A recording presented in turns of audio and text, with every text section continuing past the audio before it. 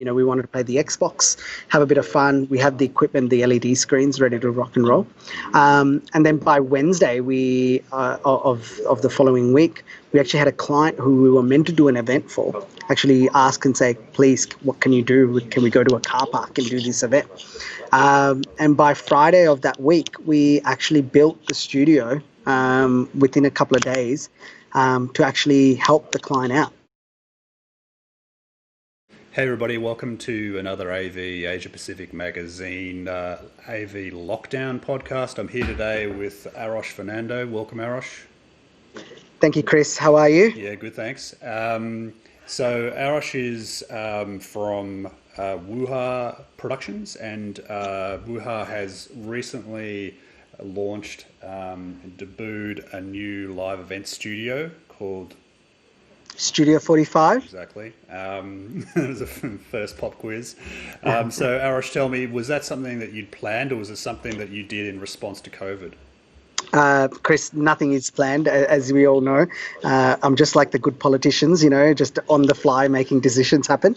And it wasn't, Friday the 13th, as we call it in March, when everything got shut down around Australia, or at least got told to.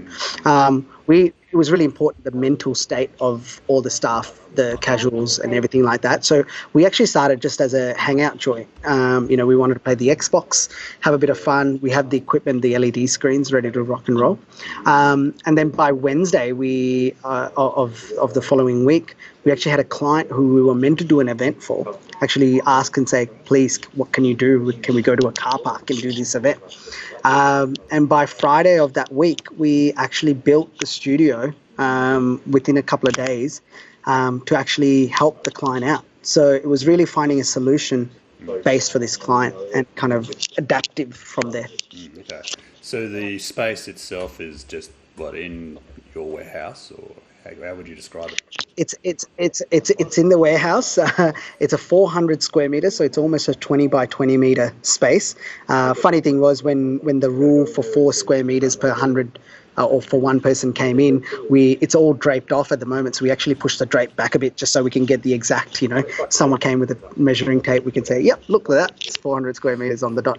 But we're in a 2,000 square meter warehouse, so we're quite safe within. We've turned our boardroom into a green room, change rooms, etc., etc. That's fascinating to think that initially the response was about, I guess, looking after your people. But that's an aspect of COVID that can get kind of overlooked somewhat. Absolutely. I mean, at the start, because the AV world was one of the first, especially in the production side of things, we were one of the first to get hit. So it's almost felt kind of we were being vilified and we were kind of the outcast, especially at the start. This is before the lockdown of anyone else happened. And we wanted to make sure that we looked after the staff. I mean, I made a promise to the staff that I would keep everyone I could, especially the full-time staff. And that was a hard decision, but we're a small team. So, but, all of the staff are still here with us. And my promise was we will work hard, we will pivot together. And this is before JobKeeper came. So we just made that promise right at the start. Yeah. So tell me about the first event that you did in response to your clients' needs. How did it go? Was it successful? Absolutely successful. I mean, for us, it's not just the studio part, but the other side of it as well, which is the delivery method. So Studio45.live is a website with a full video backend served by Amazon AWS servers. So we can have a lot of people, up to 5,000 we've tested so far, that can get on at one time to watch. In terms of that event, that was an event that we used to do at the Exhibition and Convention Centre it's called the Arnold Sports Classic or Sports Festival. Normally 50,000 people coming over a weekend to see all types of different, what I call second or third tier sports. And that event couldn't happen. You had bodybuilders who were, training for 6 months, not eating, exercising, etc., to show off their physique. And the whole thing was we pivoted to have this event in our warehouse. So we had 100 bodybuilders outside our warehouse. My neighbours thought I was going crazy because all of them are tanned. Some of them are more tanned than I Yeah, was. they're all orange. Yeah, orange and Without shiny. orange.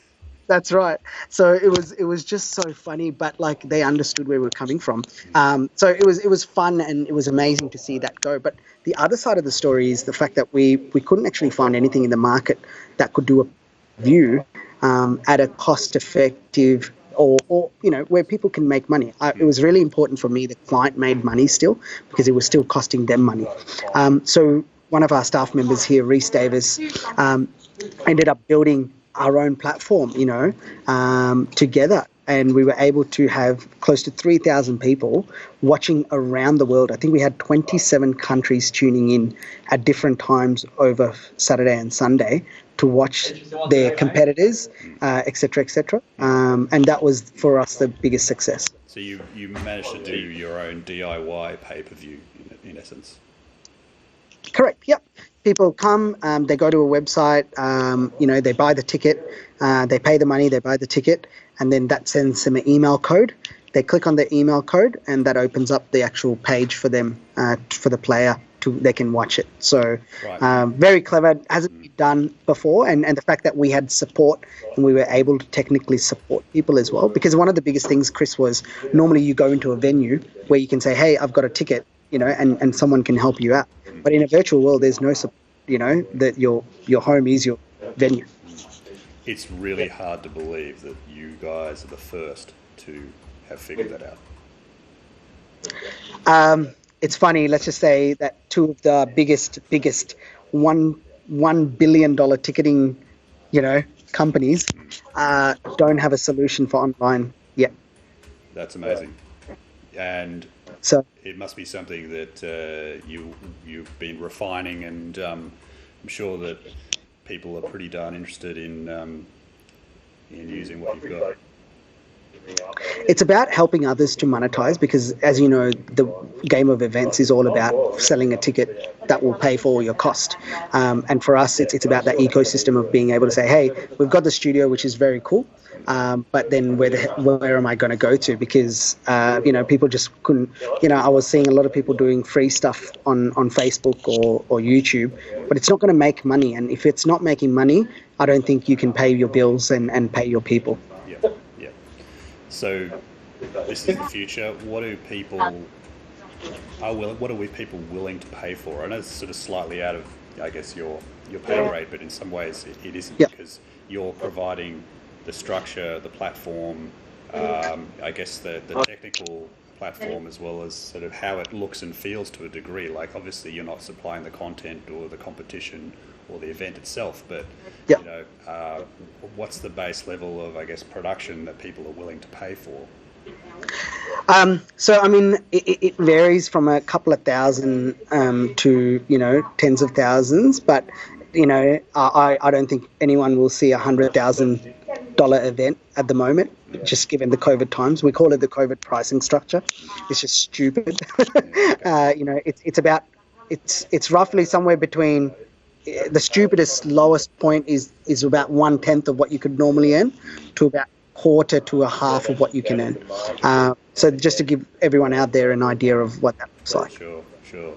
And I guess from a punter's point of view, from your perspective, were the people for that event content? Like, were they happy with getting their value for money? Yeah, look, people were happy because we had so many phone calls actually just thanking us at the end of it. And that was actually a really it was almost like a huge gratitude for us, because we spent a whole week kind of like, blood, sweat and tears into this new thing that we didn't even know if it was going to work or not. We didn't know what the future was going to look like. And but just people saying, oh my gosh, thank you. I got to see my, cousin perform in Melbourne, and, and I'm stuck in Queensland because of the lockdown, et cetera, et cetera. So it was a great experience. And for us, we're always doing little tweaks to the system where we can do that engagement piece. Because the hardest thing is, unlike a live event where I can go and see someone, is how can I be more interactive? How can I feel like I'm there? Okay, what are those things?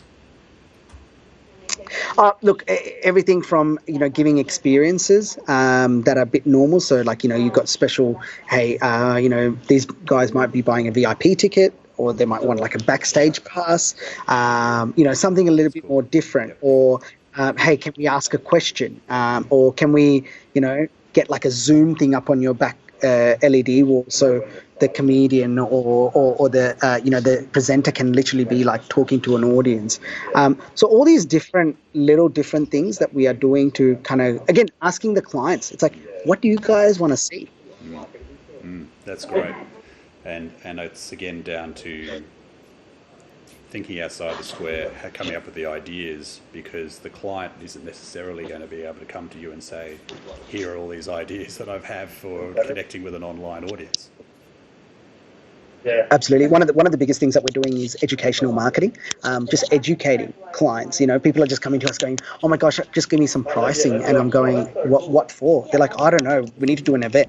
It's like, yeah, but you need to just stop and think about what type of event, what's your audience. I've had people go, "Oh yeah, I'm looking at doing a 5-day conference, 9 till 5 every day. What's the cost?" And I said, "Guys, who's going to stare at a screen 9 till 5 for 5 days? Like no one." You need to make it 1 hour a day for 5 days. That's fine. But so the concept is totally different. So I always tell my first line I say, Chris, is don't think live events, think TV. All right. Yeah. Right? Okay. So every minute has to be thought about, Yep. is valuable. And so the content becomes fresh, or content is so intense that you kind of get it all within that 1 hour. Yeah, gotcha. So what other types of events have you put on in the last few months?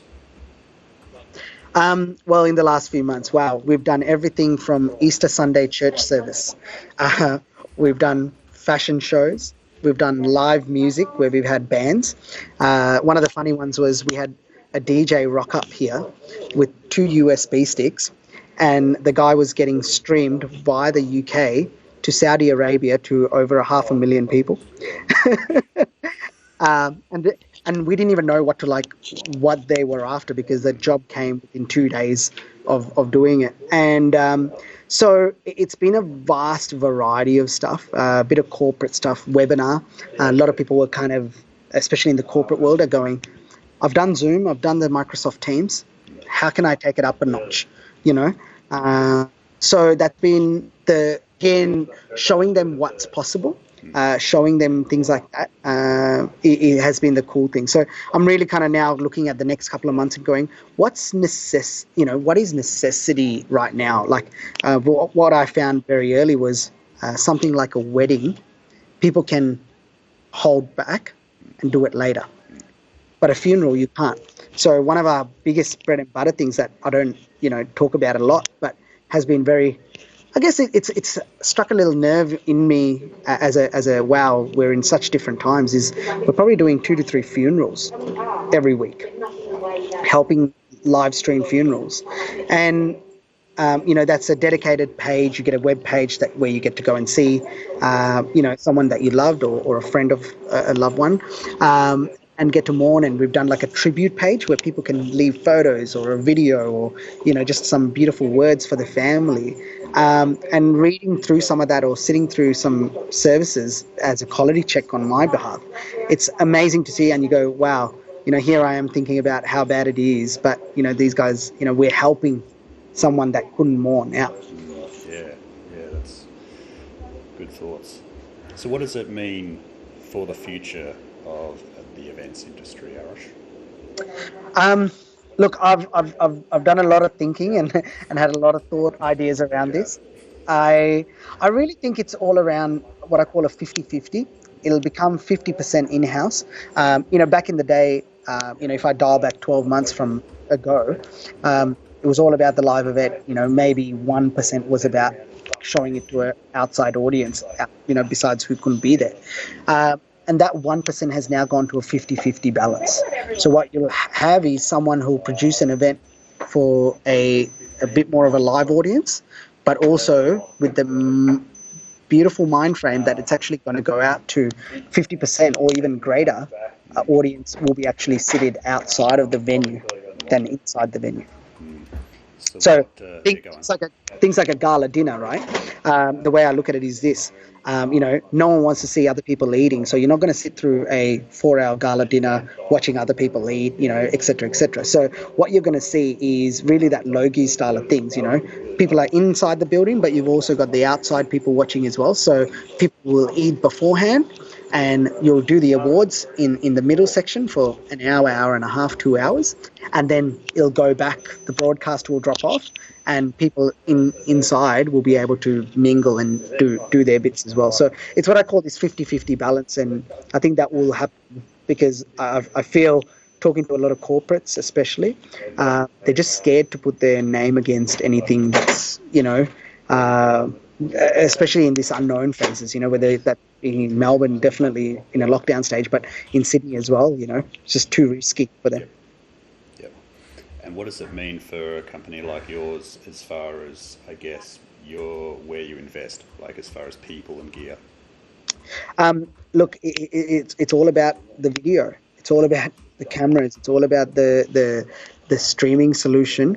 As things open up, the streaming will drop off a bit, but I firmly believe that you're looking at coming back to normality, not till this time next year. That's my real belief. I almost kind of normality for me is almost like saying, well, when the international border opens, that's when you can have a concert without having the restrictions or the social distancing. So I see that direct correlation between that. Yeah, that's fascinating. That's great, Arosh. Thank you very much for explaining that to us, and I wish you all the best for you and your business. And it's a fascinating. It's kind of a watch this space kind of business release and events. It's the kind of the canary in the coal mine in some ways, and you've responded. Absolutely. I mean, I'm one of those people that love to kind of get out there and find a solution rather than sit there and complain or, not knowing what to do. And that's what this world kind of is all about, right? Like it gives, especially, as an entrepreneur like myself, it's the perfect platform to go say, well, innovate, and go do it. So, Innovate Chris, I want to say thank you to you.